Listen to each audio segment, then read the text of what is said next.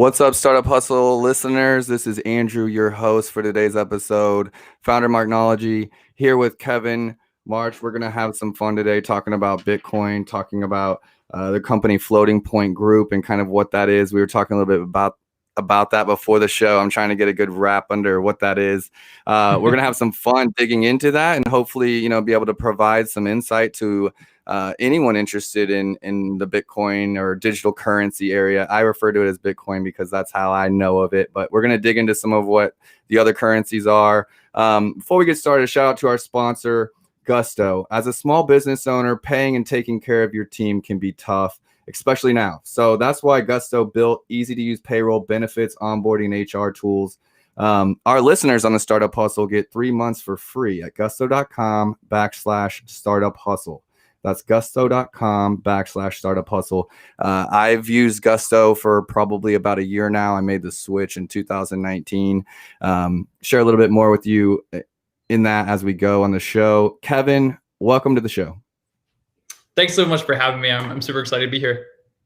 Yeah, I'm really interested in. I get an hour to just pick your brain, and I think we're gonna have some fun. But let's start a little bit before we get right into the details. Let's start a little bit about yourself. Tell us to our listeners, and how did we get here? Where you're working with this group?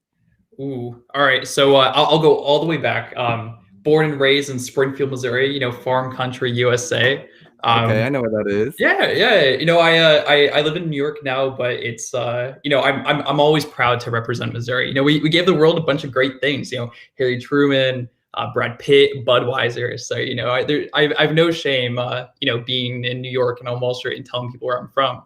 Where I'm at now. I helped found Floating Point Group my senior year of undergrad, and I actually dropped out to pursue the opportunity. I was at UMKC. University of Missouri, Kansas City. I was studying biomedical technology. And I've always been really interested in biomedical technology. I've always been really interested in research. But I was a little bit jaded on the space.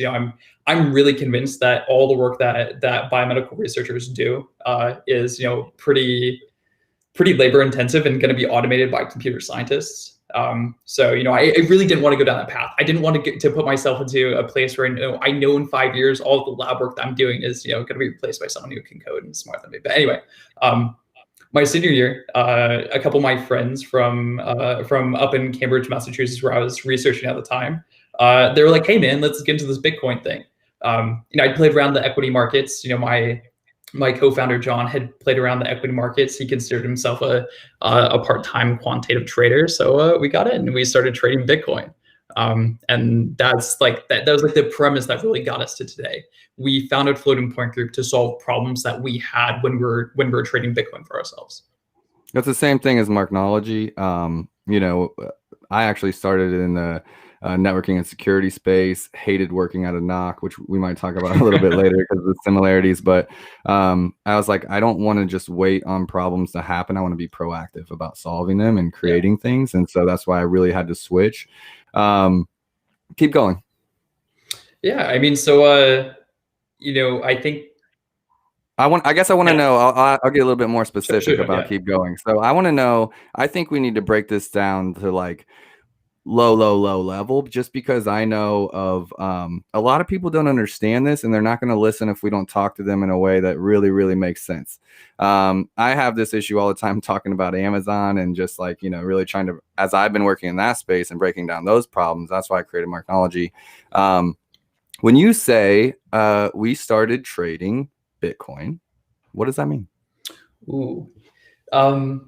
So all around the world, there exist these exchanges that are all trying to be the next NASDAQ. They're trying to be like the next NYSE, whatever it is. They're interesting places to play around on. You can go there, you can load in your debit card, your crypto, your credit card, and you can send them US dollars and you can buy Bitcoin. And then you look and you see that I bought Bitcoin and I got a price of like 9,954 or whatever it was. And you see that the price of Bitcoin went up. And then you feel pretty good because you're. What are we at, we at like 17,000 right now? Yeah, we're north of 18,000 right now, so that would make you a pretty good trader. At least that's how it would feel. But we started to realize that we were we'd buy on this one exchange and our price was X. So then, we'd look at the other exchange and the price was, X minus one or whatever it is. And we realized that, in the very early days, it appears that we can buy in one place and sell in another and make some money. And that sounded pretty cool. We were undergraduates. We had to pay for rent. We had to pay for food somehow. We didn't have any money. All of us were researching at the time. We didn't have any time to work and actually produce income, produce any real value for the world. So we started trading Bitcoin. So we started with these really basic strategies where, we would take like $5,000 of all the money that we scraped together from ourselves, our friends, etc. And we would go buy Bitcoin on Coinbase and we would ship it to this other exchange and we would sell it for like 2% more. And we'd just do this all day. Where suddenly at the end of the day, we've made like 2% on our $5,000. And that was really cool. Because if you do that enough days, suddenly that becomes a pretty profitable business. And is there a cost like to move it between exchanges? Yeah, I mean that's the beautiful thing that that has me excited about Bitcoin. You don't have to wait on the banks. It's not like a wire system. You don't have to worry on like a credit card processor. Bitcoin is a centralized network. So if you want to send your Bitcoin from one place to the other, it might cost a couple of dollars. It might take 30 minutes, but it's 24/7, 365. Doesn't believe in holidays. Kind of like e-commerce. Exactly. I mean, We're speaking the same language. Open, right? You don't have to go when the stores open. You just get your money or you get your stuff, and you're ready to go. Yeah, like, I have a hard time, honestly, logically making time to go to the store or shop or groceries when I'm like, I just like doing that sometimes out of habit, but I could do it way more efficiently if I just set up an auto order, or did it later, like on my own time. Okay, so this is teaching me a lot, and I'm sure it is for some of the listeners that aren't privy to this space. I'm sure a lot of people know a lot about digital currency, and there's probably a lot that don't. So okay, so you're moving in the early days, you're moving stuff between exchanges, finding better rates, on this marketplace or this marketplace. How'd you go from like trading, 2% on $5,000, to where you've got a business, or at least like maybe I'm jumping a couple too many steps. Where'd you go after those first kinds of learnings where you're getting excited about, hey, if you do this 30 days in a row, you've made some serious money? I mean, so I couldn't really code at all at the time. I mean, right now I'm still a pretty terrible coder, but at least I can do a little bit more. But both of the guys I was working with, they were much better, technical folks than I am. So we started automating a lot of the stuff that we were doing. Then, we were just doing this a couple times a day when we weren't in class. Then, 24/7, 365, even on holidays, we had this thing that was just in the background, just doing these trades every time it could, every time the market made sense. So like a script where you running like exactly. like yeah. We in the very early days, we weren't even doing this on like AWS or something. We weren't doing this through the cloud. We just had a computer that was running, a local version of this. As long as we didn't as long as we didn't close the laptop, it was still running. So that was how. Sounds super exciting to me. Like we figured out something that, like, how long ago was this? This was 2 years ago. Okay, so not that long ago. Yeah. Okay. So you're like, okay, we figured this thing out. You feel like you got a secret. You're like, keep the laptop running. Like, let's buy extra batteries, extra cords, like whatever we got to do. Yeah. Keep this thing running. So you figured out how to run the script from a local computer, which would like go look at all the different exchanges. Yeah. Okay. And then compare the rates and be like, should I move it or not? Is that what it was doing? That's exactly what I was doing. So it'd be like, okay, this is a pretty cheap price. I'm going to buy. Now I'm going to look at all the other places where I could ship it. It takes 30 minutes. So we have to factor that in a little bit. But, where can I send it in the next 30 minutes where I can sell it for even more than I bought it? And it just did this all day. And, we started feeling pretty smart. And we were like, okay, we've done this with, our own personal money. Maybe we can actually raise some funds behind this. And that's when we thought that we're going to get, pretty professional. So we donned our suits, we strapped on our backpacks nice and tight. We took a bus to New York City when we went and pitched some investors. Okay. Yeah. I mean, how did that go? They thought we were cute. We rolled in, we wore ties, and that was like probably like the biggest mistake. That I think that thing right there kind of showed who they were talking to. But we found some investors who are willing to play around with it. People who they can write at least a little bit of a check where they're like, okay, if you lose this money, it's probably not the biggest thing in the world, but you might make it. So that's cool. They're willing to take that risk, and they were from the background that they could take those risks. And suddenly, we were sitting there as undergraduates in our last year of college, and suddenly we had some money looking in front of us. And we were like, hey, we just kind of accidentally formed this business. Where do we go from here? So then we got really serious. I dropped like half my classes. I said serious, and my computer started talking to me. But I dropped some of my classes. We started spending. We had someone dedicated around the clock to watching it, make sure it started working. And we spent all of our time just building all of this infrastructure, building the technology to make sure we can connect to all of these exchanges quickly, building this technology so that we could see where our Bitcoin was at any given time. And we realized that, we'd spent like 6 months building, we'd just done nothing but build this underlying infrastructure. And that's when it kind of clicked for us that like, that's probably the business. If we're doing this, and I bet everyone else who's ever wanted to trade Bitcoin, if any of them want to get serious about it, I bet they're building this too. And that's when like the light bulb kind of went off for us. Just to relate it to my own story, I was working at a medium-sized retailer, like 300 employees or so. It was my third year in e-commerce. After I had left the kind of networking world, I went to a startup and then an e-commerce manager. And it was the same situation. And I think, this show is by founders for founders, and there's so many similarities between it. But I was helping the company at the time navigate these challenges on Amazon. And this was like 7-8 years ago. And it was, they had map pricing issues. They had reseller issues. They had, they had salesmen that were selling to brick and mortars that were putting it online. And do you take that away from them because it's challenging this space? And then I worked on a freelance project with Adidas, as they say. And I was like, how am I working with a company like this? Well, there must be a lot of people. If Adidas is having this issue, what other brands are going to have this issue or are having this issue right now? I'm going to focus on these issues that they're having. And that became my business as well. And it was legitimately like, if I'm having these issues, someone else is having these issues. And it's entrepreneurship 101. Anytime you're creating a business to solve a problem, you probably have a pretty good idea. Okay. So, you went and got investors. You started seeing that like these scripts, and the more sophisticated you got, you're like, this is actually the solution, that we're going to try to push. How long ago is that, and where are we at now?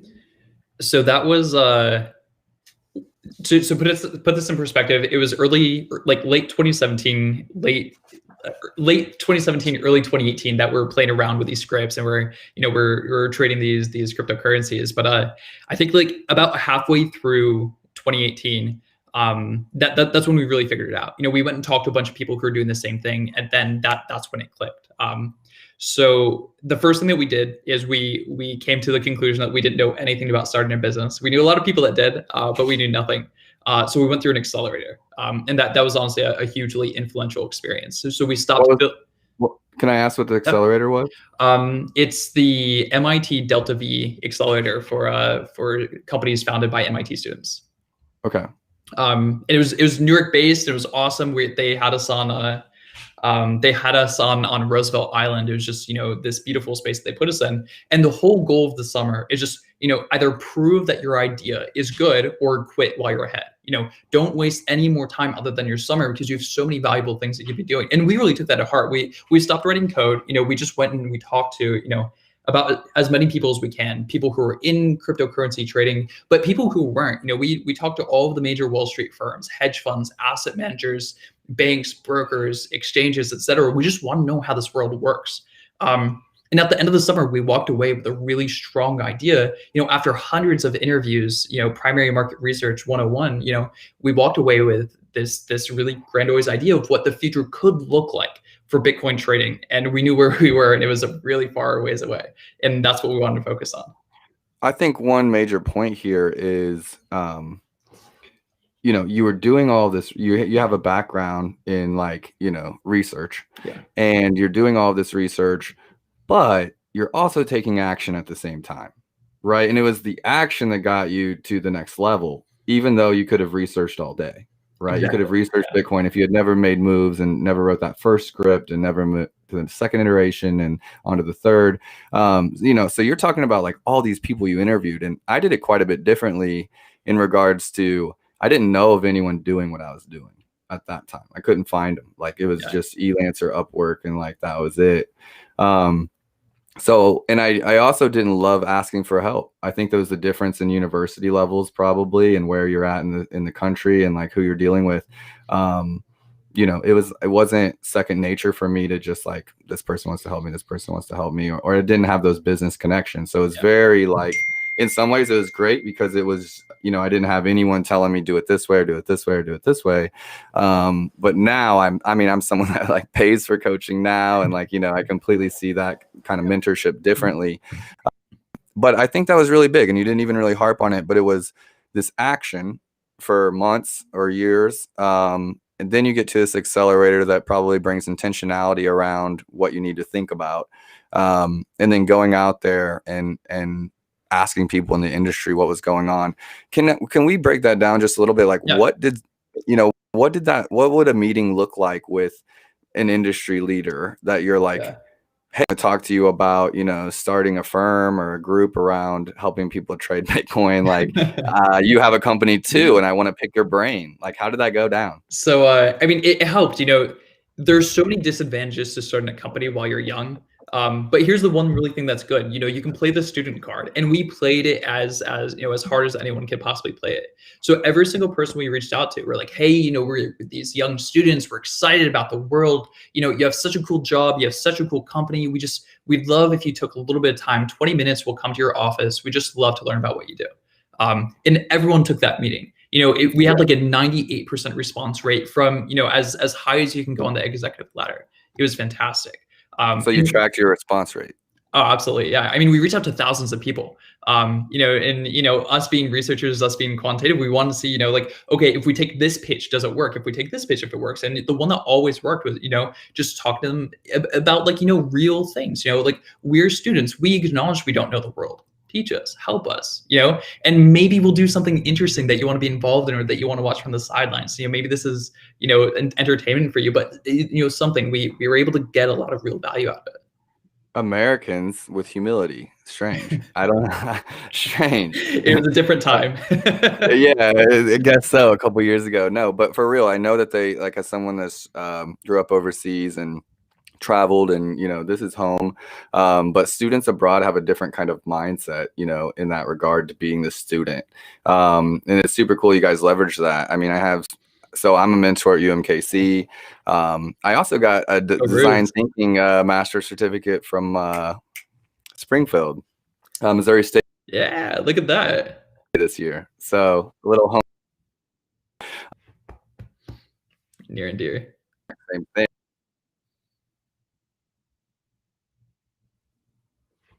Can I learn about this? And I feel like in doing so, where I was giving back, it's kind of opened up my mind, because I've been doing this several years. It opened up my mind to be able to say, hey, I'm going to ask up. And I actually like really enjoy it. I think you'd be surprised why that open rate was so high, is because money's not involved. And so I feel like, and I'm a bootstrapper, so I felt like it was an easier, I got to be a little bit more creative in my responses and like the advice I was giving, because I knew they didn't have money. They're students. I get to think outside the box versus like the staple answers I need to tell a big brand or someone like that. It was just like a different conversation. I'm not going to talk to a competitor in the same way I'm going to talk to a student, No, so I just digging into that a little bit, I think it was huge, and it's something that we can all learn, whether you're trying to be an entrepreneur, you're already one, or you're a founder, that market research part. And then another thing, I think we're very much the same in regards to the A/B testing part, right? So I think I'm a data scientist now, as far as Amazon goes, and understanding the algorithm and the keywords, and we could probably chat all day about that data. I think you would really geek out. And if you ever want to build another software, you let me know. But that A/B testing thing is so important. It's not about being perfect. It's about trying 2, 3, 4, 5 different ways. Whether it's an email marketing campaign, whether it's a sales header, whether it's a LinkedIn, DM, whether it's a Instagram DM, it's try, and try again, and track your results. Yeah. I think that's a big thing. So you guys knew, even when you were in that infancy stage, that you wanted to be tracking all this kind of stuff. Yeah, I mean, it came from the background. Like we knew that in order to improve anything, in order to research anything, you have to understand what you're working with. So we tracked everything, and we still track everything religiously. It's like the most common word that we use is metric as a business. Because like, we always want to be able to quantify things down to metrics. So like we have metrics to understand how fast our engineering is going. The visibility that we have as a brand. Of course, how our product is working. The performance and metrics of it. But it all came from inception. At that point, we knew even then that there are ways that we can improve things that we're doing. There are ways that we can shave off hours of these processes that we spent our entire summer on, and that's where it started.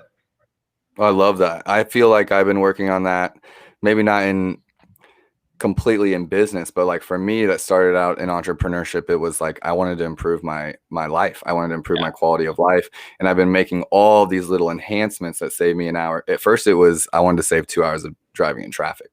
Right. And it was like, I really did. I hated it. I was like, man, I could have gone to the gym twice a day. That's how I was thinking, like in this amount of time I've sat in traffic.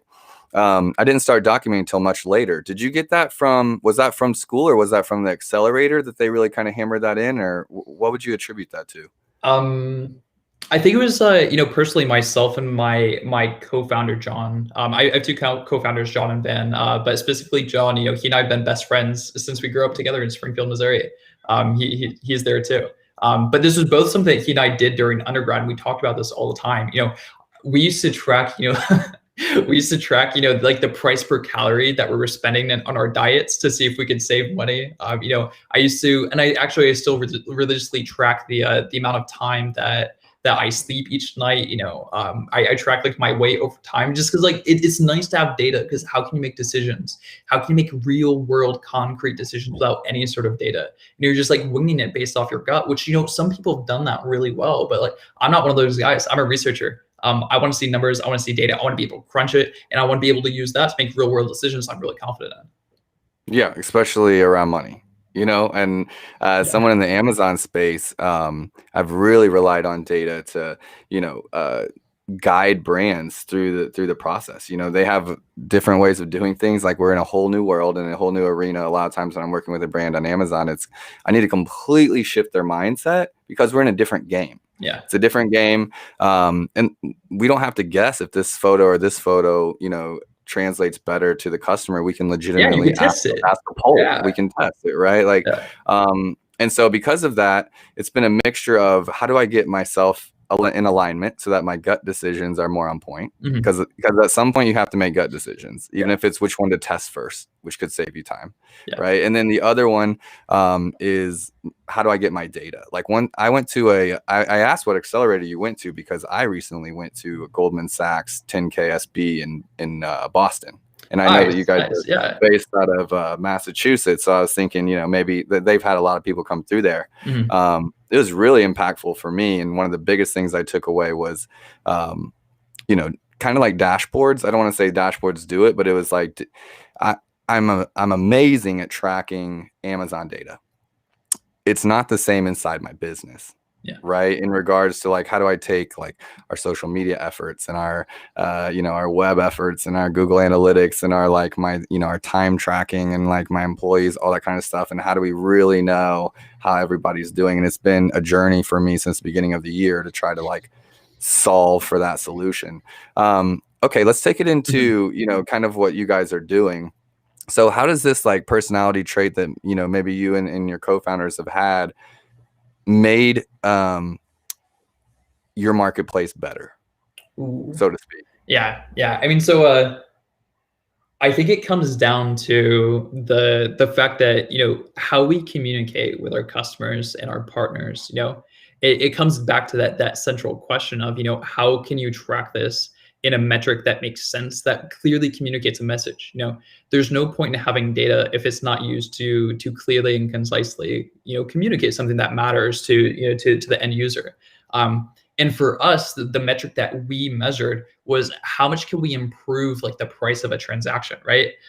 If you're buying Bitcoin on one place, what if you can buy it somewhere else for, like half a percentage cheaper, right? That metric, that metric right there of that price improvement it speaks, a world of volumes to the customers that we work with, because we're working with people where if they change their trading strategy and they make like 0.1% more a day or whatever it is, that's the difference between being, like a good company and being, a unicorn company. Like that difference right there. So, how we've built this into, a way that actually speaks to our markets is, it actually just comes back to the data, and making sure that the data is transparent and easily accessible, and making sure that we can speak about said data to our customers in a way that concisely makes sense for their priorities. No, I love that. And honestly, it's just a challenge that I've had over the last, I've been doing Amazon for 9 years, worked with over 300 brands. I've seen a lot. Okay. And, a big part of that is, brick and mortar companies, coming online, coming to Amazon and selling direct to customers and changing the way that they've always done things. And another one would be, maybe they are already on Amazon, but they were in the early years where they just sold to Amazon at 50%. Like, let's just say wholesale, agreed upon price. But when you're selling directly to customers, you're selling at 100%. Right. So you're getting 100% of the profit. Now you have different fees. Right. But it's all about the data. In that conversation around, look, I'm like, even if you guys make 55% or 60% margin versus a 50% margin, we've done nothing to grow your business. We've just made you more profitable simply by the way that you're doing it and engaging with that. And I just like to tie it in because, it's a lot of the same principles. Like, if you don't have data, you can't make decisions. You're making a guess. And the world that you live in is all data. Like Amazon, when it comes down to it, you're interacting with like hundreds of millions of buyers, maybe more, is probably the billions now. It's a world of data on how they interact with things, what they click on, what colors they like to see. And when you have access to that many consumers, you can make any decision you want over data. You can make a decision on whether or not you post something at 7 a.m. or 7:01 a.m. based off that data. So I mean, you're completely right. You live in probably a more data-driven world than I do, and that's a crazy thing to say.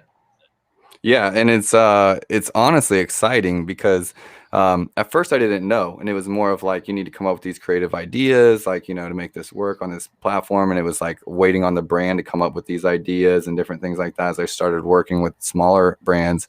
And then I realized I learned about photography and the data around photography, and I learned about the data around the ads, and I learned around the data around the keywords and how they could be tracked in sales volume and momentum and all those things, right?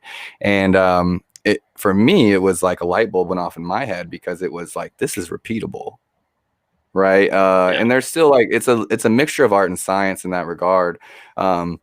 But it's not that I come up with a genius idea for every brand that hires us. It's that I know all these data points that if we like analyze the data, we see what's wrong or what's great. And then, we set up a roadmap or a strategy to improve those data points, like one by one. Let's say there's 100 of them and you improve all 100. We're going to have a store that's selling a lot of shit, and it's like, I mean, it's happened over and over and over and over. And so it's like, hey, what didn't work with the last one? Well, we didn't pay attention to this data point, or that kind of thing. Let's change direction just a little bit. So we've kind of covered the backstory to how you got Floating Point Group off the ground. Talk to us now about how you help customers like in a day-to-day. So like, I like to break it down super simple. Maybe we went a little high level for some people for a little bit, but like, you just met me. I've told you about kind of what I know about digital currency. It's pretty like 101. Let's say someone's trying to get involved. Do they need, 19,000 to get in the game? How do they engage with you? What does that look like? Yeah. So, I think that's one of the beautiful things about cryptocurrency is that no one's locked out of the market. No matter where you are, who you are, whether or not you have a bank account, whether or not you grew up in the US or in Zimbabwe or Madagascar or Singapore, it doesn't matter. because all you need to get into it is an internet connection. And that's a beautiful thing. And thanks to Elon Musk with SpaceX and what he's working on, anyone anywhere in the world will be able to get an internet connection pretty soon for pretty cheap. So it changed. Can we pause right there for Sorry, 2 seconds? I'm, Okay, I'm, so you I'm, said I'm done. Zimbabwe. Yeah. You said Zimbabwe. I grew up in Congo. Okay, and it was $10 a minute on a phone call. Back then it was 2001, and we put emails on floppy disks. I think that's one of the most remote places probably in the world. There's probably a few others. But you're right. The world is getting internet. I'm excited about that for educational reasons and the level of education that so many more people are going to get. But you talk about all these trades that can happen in seconds and things like that. Does it need to be like a really strong connection? Like, I guess I just don't understand exactly how. Is it just like buying something on Amazon if you're trying to make a trade, in that way? Yeah. Is it like, you're set up, you click, you buy, you're good to go? Yeah, I mean that's effectively it. There's nothing that actually physically moves. It's just the transfer of data from one place to the other. Like the entire monetary system here is it's code and it's data at the end of the day. And no matter how slow the internet connection is, it's not a lot of data. This whole thing moves pretty quickly, no matter how poor your internet is. So that's the beautiful thing. It's the inclusion. Like it's practically impossible to find a way to be excluded from the world of cryptocurrency if you want access to it. See, I wouldn't have known that. I'll be honest with you. Like all I really know is a bunch of scammers and spammers that like hit up my DMs asking me if I want to invest in Bitcoin. And of course. I look at Bitcoin and it's like 18,000. I'm like, okay, I can't. I'm not involved there. I missed it. So that's news to me. Yeah. I mean, so yeah, no, it's cool because sure, like a single Bitcoin is worth what, like $19,000, $18,000 right now, but you can buy decimal places and not like you need to buy the whole thing. So if people want to get access to the Bitcoin network, it goes out to like eight decimal places, right? A single 8 decimal places out, each one of those is called a Satoshi. You could just buy one Satoshi if you want to. Okay. It's like in the monetary system, in like the US dollars, it's like buying a cent. It's like probably like the smallest unit of the US dollar that you could probably get. In the world of Bitcoin, that's one Satoshi. And that's like like a tenth of a cent or even less than that at this point. So it's really easy for people to actually access and use it. But don't get me wrong, the user experience of doing so is hard right now. It's hard for people to really get into it without understanding some of the technology behind it, because it kind of sounds scary. You don't know, if this really is something that's legitimate, or if it's, those scammers that are in your DMs. They're in mine too. They promise me every single day how well they will manage all of my Bitcoins if I'll just send them to them right now. I've never taken them up on it, but I'm sure they do it really well. Yeah, I don't know either. I know some of them look really cute. And I'm like, hard to trust, so that's a big thing with me. But like you talk about like everything being code, but like, is there any difference between the banking systems we have now and they're just moving money around through debit cards and credit cards and data? Like, it feels somewhat the same. And one thing I want to pause you on, I think I could use some clarity around the mining part. I think if I have that question, others have that question. Do we want to get to that later? No, the two questions you just asked are perfectly linked. So we'll talk about both right now. So when I say that the Bitcoin, the Bitcoin network and in all cryptocurrencies, there's just code. Realistically, what it is it's made up of a lot of people who all agree effectively in consensus that something should happen. Like, when you swipe your Bank of America credit card or, your debit card, whatever it is, you're waiting on, your friends at big old Bank of America to say, yes, thumbs up, I think this should happen. What if you didn't need someone else's approval? Right? Like, what if, no matter what happened in the world, you would never, ever have to worry about Bank of America saying no, right? That's a crazy concept. It doesn't matter in America. That's true. We've benefited from the ideas of financial stability for so long that a lot of these concepts sound crazy. But what about in Hong Kong, right? Where protesters and students and anyone who raised their voice against what was happening there, a lot of them found their bank accounts drained. A lot of them went to pay for food that way they could go back, and the next day they could protest, and they can't buy anything because their debit cards were drained. Suddenly the idea of having complete financial control matters a lot more when things like Mhm. that are happening. So sure, in the US it probably doesn't matter too much, but around the world it really does. And so this is why it matters. It's this concept that I was talking about consensus, right? This is essentially the same thing as democracy, right? What happens every time you submit a Bitcoin transaction is that everyone else in the world can see it. Everyone else who's dialed into the Bitcoin network supporting it, they can all see it. And as long as the majority of those people say yes, this is a good transaction, it will happen, right? There's no one person that controls it. There's no two people. There's no company. There's no organization. No one controls it. You can contribute to it just as easy as I can. You just have to be able to interact with the network.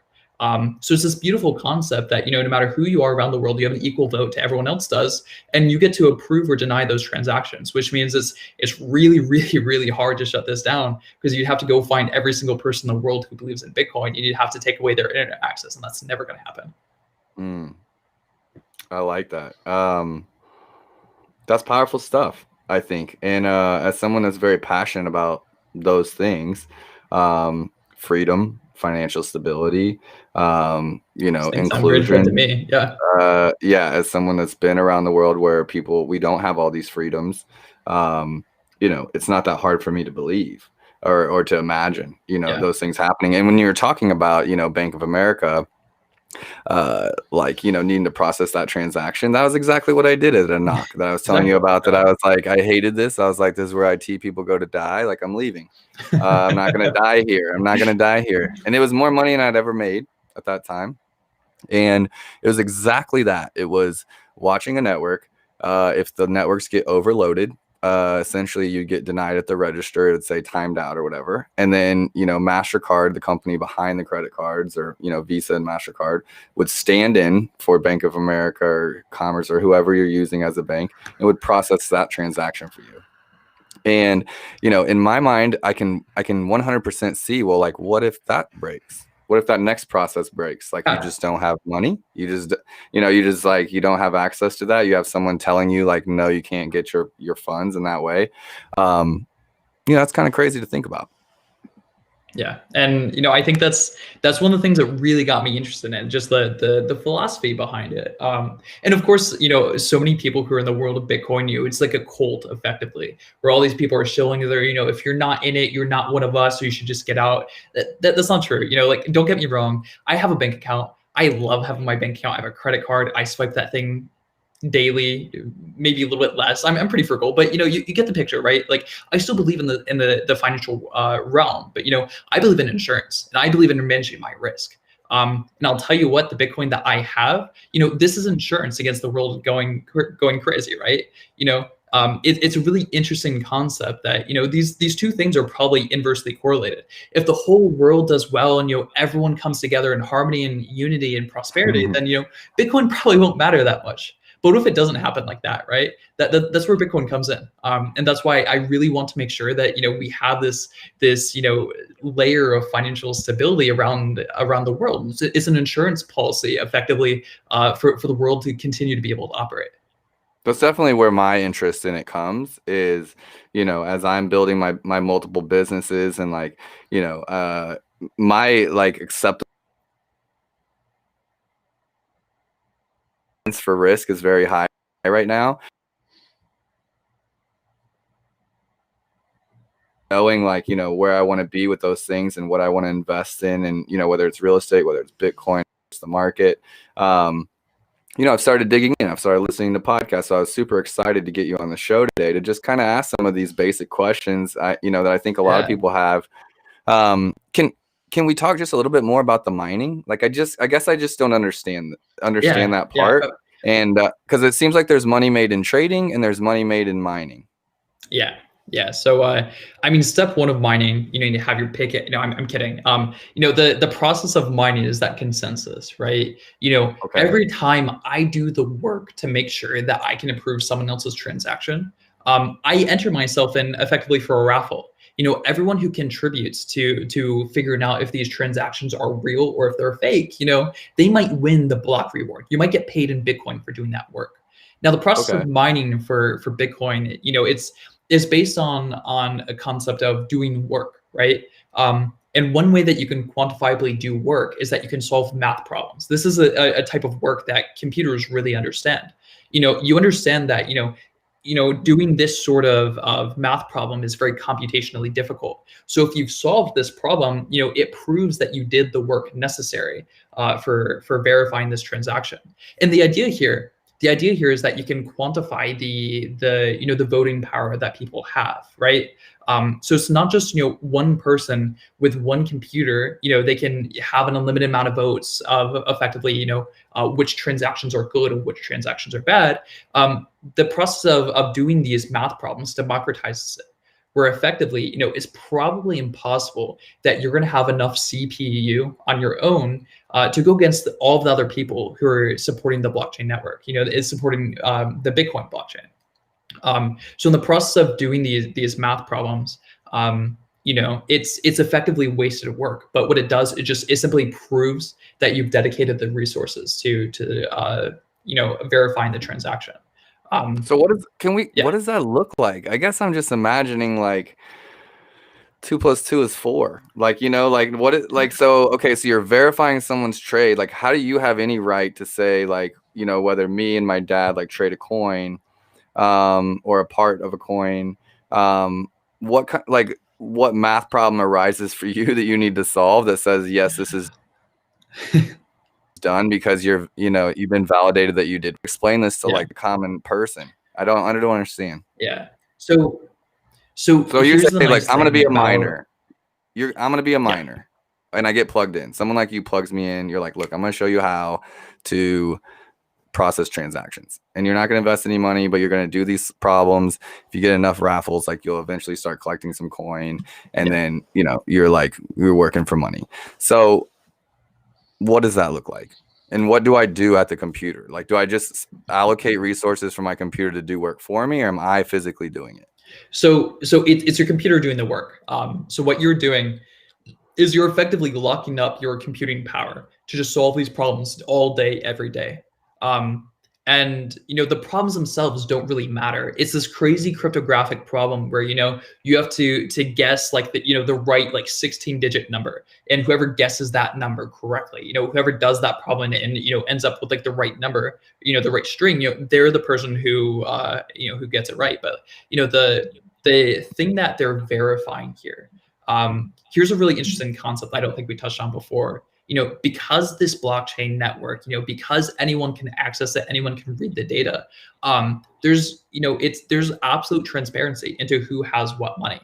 Now, what I see is, I'm not going to see that, Kevin or Andrew, has, X number of Bitcoins. What I'm going to see is that from address 1 to address 2, someone wants to move money from 1 to 2. Now, do they have enough money in address 1 to actually move it to address 2? Let's say I only have 1 Bitcoin and I want to move 10. I can just tell the network that I'm moving 10 to address 2. And if no one stops me, it'll happen, right? But you have all of these people around the world who just checking. They're like, okay, he wants to send 1 Bitcoin. Does he actually have 1 Bitcoin in that address? If yes, sure, looks legit. If no, that's clearly not legit. That's probably fraud or of some kind, and it gets rejected. And all of these people around the world, all these miners, they just have computers that are running in the background. They're just running a simple program. It's not really doing anything fancy. It's just doing these math problems all day, every day, and just verifying, address 1 wants to move 1 Bitcoin. Does it have 1 Bitcoin? If yes, send it. If no, don't send it. Okay, that makes a lot of sense. I guess, like, I really have a grasp now, honestly. Like, it's CPU power. It's not someone sitting there doing it. It's someone.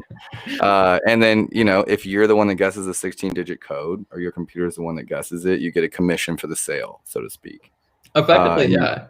Yeah, and you gain enough of those, then, like, maybe you're able to do something with it.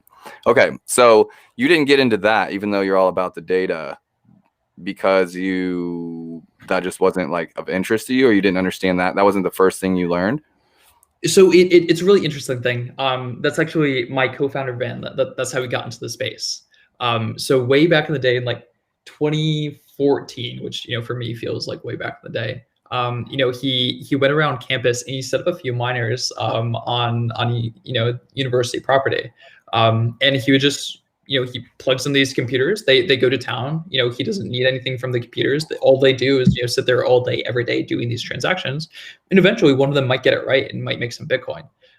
So he did it for a really long time, and he had a lot of fun with that. But that business is very hardware intensive. If you want to be like really competitive, then you want to have like the world's best computers that can do these math problems faster. Lots of them. Yeah. And then this turns into like a huge data center problem, because like if you really want to do it, and if you want to do it really well, then you're going to want to host all of your own servers. You're going to want to have your own, as cheap as possible. Yeah, exactly, like the cheapest electricity as possible. You want to have like the best distribution of like cold air through like your huge data center if you're getting really professional about this. And none of us have any sort of expertise in hardware, and it's definitely bad, because the cost to set up hardware is tangible. The cost to set up a code is very, very easy for us. Do we have enough time to write it? Can we write it? Are we smart enough to write it? The answers to those things are probably yes, we can do that. Can us, us as undergrads set up, a very competitive mining operation? Probably not. We could, we definitely had one running out of the dorm room where, it was able to, generate, a couple Bitcoins once in a blue moon.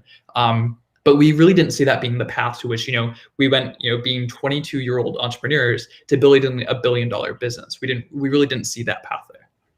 Yeah, a lot of people ask me like if I have my own e-commerce brands, and I do now, but for years I didn't, and it came out of practicality. Like I legitimately didn't have money to invest $5,000 or $10,000 into product and learn, on that. I was literally just trying to get by, trying to, like get my car to work, and like, so it was like, what can I do for free to make money?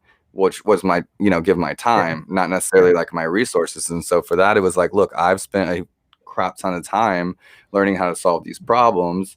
Pay me for that. And let me, like, so that's why like the service-based, the model of Marknology, like, helping people in that space was, more appealing to me. And I want to give one more shout out to our sponsor, gusto.com. I've used them. I honestly wanted to stop writing checks. I've like optimized my life and my business to be able to work from anywhere in the world. And I have a team of 14. And, if I was taking a 2-week trip or a 3-week trip, I was having to like kind of like pre-write these checks and like, leave them for the team so they could get paid while I was gone. And, I'd always just done things the way I'd done it, because finance wasn't my like area of expertise. So moving to Gusto, really helped me streamline that. It allowed me to like make changes to payroll while on the go from an airplane. Didn't matter, be able to offer time off, payroll, tax calculations, just a huge help to me. And want to give them a shout out, because sometimes we get sponsors on here. I'm not always a user, but with Gusto I am, and it's really helped, just streamline my business, make sure we're not missing things, not having to like make extra trips, to the office, or if someone's sick, and, specifically during this pandemic, like have to hand deliver checks or things like that. If you care about your people, you want to get them paid, so, Gusto is a big help for us. Want to give them another shout out as our sponsor. Back to business. Okay. So we understand why you didn't do mining. We know what mining is now. We understand how you got into it. And, sometimes you have to get into something to know that you want to go a different direction, so doing it out of the dorm rooms, like kind of learning that way, gets you involved, you're taking those actions, and then you learn and you make adjustments, and you're like, okay, the script we can do for free, and I don't need all this kind of stuff, and I don't want a huge server room, and we don't have any expertise there. What do we have expertise in? If people want to get involved, they don't have to have 17,000 or 19,000 or 20,000 to get involved. It's inclusive for anyone. You just need internet connection. Okay. So we've learned a lot, honestly, so far. And at least for me, I've learned a lot. And I want to know, like, now, like, let's talk about the business a little bit. Like, how do you help people, and how do they get involved with you? Yeah. I mean, so we're the back end layer, right? No one's going to go to Stripe and, use them themselves. You go to businesses and you're like, oh, I want to pay for your service. How do I do it? And they're like, hey, here's our friends at Stripe. They have this beautiful system, takes a couple lines of code. And they've made it really easy for us to take your money. We're like the Stripe in this case, right? So we're never going to see any end customers. What we're going to do in the background is we're going to make sure that everything's moving safely and efficiently. And we're going to provide all of the developer tools to make sure that the businesses that you want to patronize are doing it efficiently. So what we have is we have a list of people who've built beautiful products on top of our product. And that's how I recommend to get involved, because I know that they work. I know that they're trustworthy because we've helped build them. So we're really invested in those people's products, because like we know, out of everything in the world of crypto, some of it's kind of sketchy. I agree, but like we know those people and we know them. We've been to their offices, to their homes. We know that they've worked with good technology because we built it by hand ourselves. So those people get involved, and if you look up Floating Point Group and in Google News, you'll see some of the partners that we've done press releases with. Those people have awesome products. I would really suggest you use them. They provide some of the world's easiest experiences to get into crypto. Awesome. And is there, like, you talked about it being inclusive?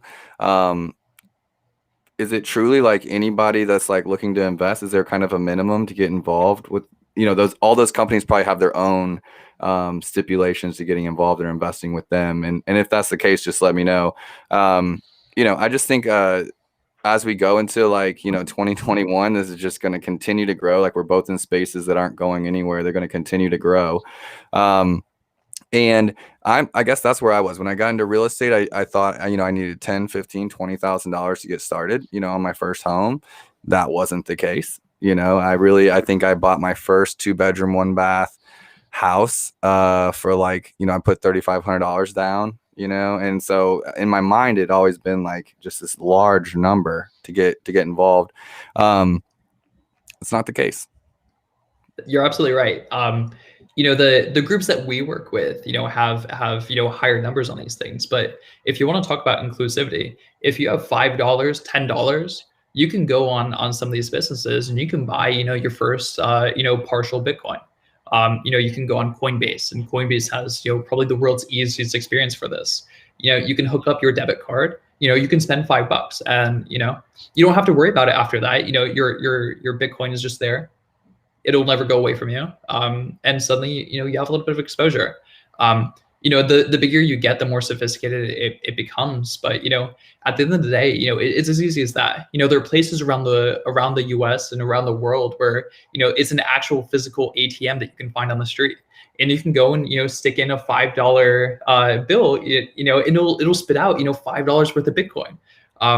And you have to do something with that, but they will either give it to you on an app where you can have you can see a little balance there, or they'll actually spit out on a piece of paper that actually contains the digits for the Bitcoin to actually access that, because at the end of the day, it's all code and data, right? So sometimes they have to actually give you a piece of paper that contains it.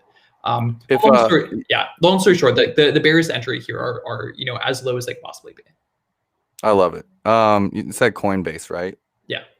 Okay, so what happens if Coinbase goes down? Where does your Bitcoin go? That's a really good question. And that's why all of this, we have to give of course, our legal disclaimer. We offer no legal, investment, financial, tax advice whatsoever. However, I personally would not store my money on exchanges, because at the end of the day, these people are startups.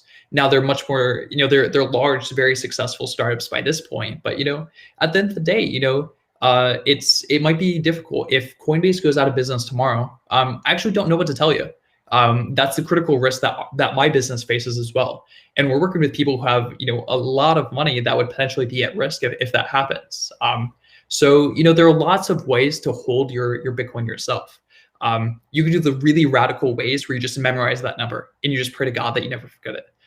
Tattoo it. Yeah, tattoo it, then or memorize it, and I've done that, and it's terrifying, because if I ever forget that number, then I'll never be able to access this. But it's that concept that no one can ever take that out of my memory, right? That is permanently mine. No one can ever do that. That's fantastic. But there are a lot of ways to do this. If you look up Bitcoin wallet on Google, right, you'll find tens and hundreds of services that help you hold it for yourself, on your computer or on your phone, etc., where you're not at risk of someone else's business going under or getting hacked. Okay, so let's say their business goes under, but you still know the code. Do you only get the code if you pull it out, or while it's still there? How's that work? So when you're working with businesses like Coinbase, these at the end of the day, it's still a centralized company where they have a headquarters and a CEO, etc. If it's in their possession, you're at you're at the risk of them saying no, just like you are with Bank of America. So if you go and you tried to even if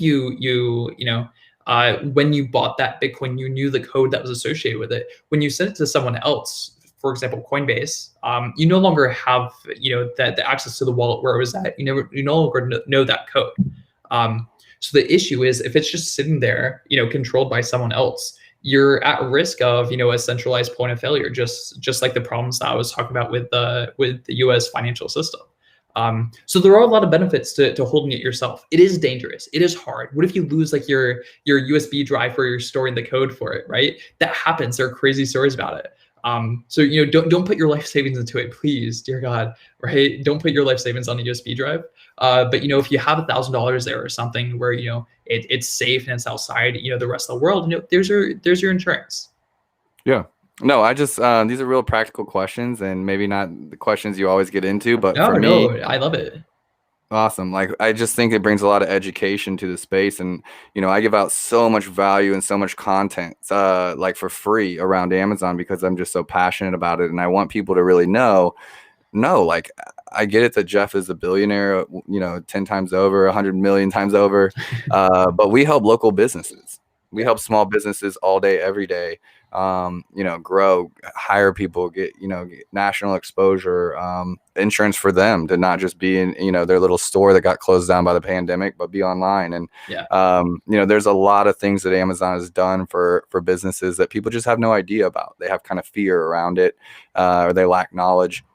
A social media marketing company that doesn't know Amazon is going to talk shit on Amazon because they don't understand it, and they want that business. So, I spend a lot of time just educating people. Amazon can be a beast to manage. It's a pain in the butt, for sellers because the platform is made for buyers. But there's a ton of money to be made, and there's a ton of upside as well. So I totally get that and really appreciate everything you shared on the show today. Yeah, absolutely. It's exciting to be able to share some of this knowledge because at the end of the day, if we're the only people, like the Bitcoin crazies, if we're the only people who ever use the network, it doesn't achieve what we're trying to achieve. What matters is that we make it easier to use, easier to understand. That way, it can spread across borders. It can be something that doesn't just have to be centralized with a small group of people who with really technical knowledge to understand it. I'm happy to do my part to help people understand. And maybe they'll play around with it and have some fun. Maybe they'll make some money on it. Maybe they won't. And all that's okay. But it's a way to make the world a little bit more inclusive. No, I love it. All right, as we wrap up, because we're coming on an hour, what's one thing you want to leave with our listeners today, maybe that we didn't cover, whether it's about your company, whether it's about digital currency, whether it's about entrepreneurship, just share something that you feel would provide some value to our listeners. Yeah, I mean, when I think about people who would be listening to this podcast, the entrepreneurs or the would-be entrepreneurs, I think the best piece of advice I could give is this, right? You're a function of your team, and your success is a function of your team. And I think that the one thing that we've probably done best is that we've hired, world-class people who have helped us build what we've built. And of course, I hope they listen to us. I hope they hear what I'm saying. I tell them all the time. But the fact of the matter is this: we went out and we found people who are builders. We found people that we want to build with. We found people, who, it's okay if they don't have the right resume points. They're smart, they're scrappy, they're willing to work with you at 10 p.m. on a Sunday night if you have to in order to get the job done. So I think my advice is, to find those builders, whoever they are, whatever they look like, whatever background they come from, if they're college dropouts like me, if they have a PhD from Harvard, it doesn't matter. What matters is that you find those people who, you're willing to go conquer the world with, who are willing to build with you, and you go on that journey together. I think that's the number one thing that will make people successful. Kevin, that was a great way to wrap up the show. And honestly, someone messaged me earlier today on Instagram and just it was saying it was actually a post on a friends, but we're all friends, and so it was kind of an interaction. And he was saying, The most important thing is to continue to surround yourself with people that are trying to be better and people that want to build. And we talk about you're the sum of the 5 people, but even in a business aspect, you're the sum of you're the sum of your partners, you're the sum of the people that you're working with. Do they want to create something great? Do they want to create something better? Do they want to continue to improve? Or are they okay staying right where they are? Yeah. And there's a lot of wisdom in that. Thanks again. As we wrap this up, thanks again to our sponsor, gusto.com. If you're a small business and you're trying to just get one thing off your plate, in the coming year, think about getting your HR, your payroll, just streamlined, make it more efficient. You can have it on auto pay. You can do all kinds of features with this software. You won't be disappointed. The customer service is great. And I have a local CPA here in Kansas City that, even gets in there and helps me set it all up. It's super easy. So I don't even have to do the setup. The account rep along with my CPA got us running in no time. Kevin, thanks again for being on the show. Thanks for all of your knowledge. I'm kind of excited. Like, I feel like I want to go invest in some digital currency. Honestly, I feel a lot more educated, and I really appreciate everything you had to share. Absolutely. Thank you so much for having me. And, let me know if you get into the industry. I'd be happy to hear how that goes for you. 100%. All right. Thanks, hustlers. We'll talk to you soon.